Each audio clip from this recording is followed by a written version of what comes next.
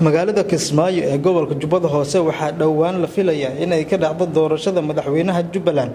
waxaana doorashada ku tartamaya madaxweynaha waqtigiisa uu dhamaaday ee Axmed Madoobe iyo musharaxiin kale oo ka soo horjeeda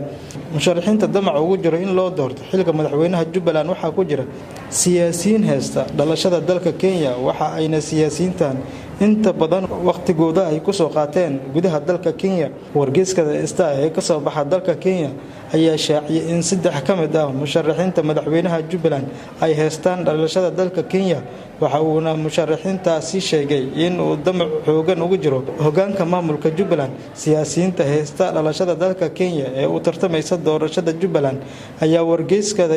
magacyadooda ku sheegay Maxamed Shakuul Maxamed Marsheeye iyo Cabdiraage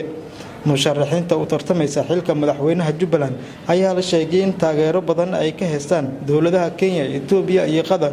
Dawladaha ayaa dana gaar ah kala maamulka Jubbaland. Dawladda Kenya ee doonaysa in ay qaadato qayb ka mid ah badda Soomaaliya ayaa loolan xoogan ugu jirta inuu guuleysto hogaamiyaha Jubbaland ee xilkiisu u dhamaaday Axmed Madoobe oo iminka u muuqda mid gobolkiisa u sii dhacayo. Halkan waa Cirfid Media, fadlan subscribe sara mahadsanidin.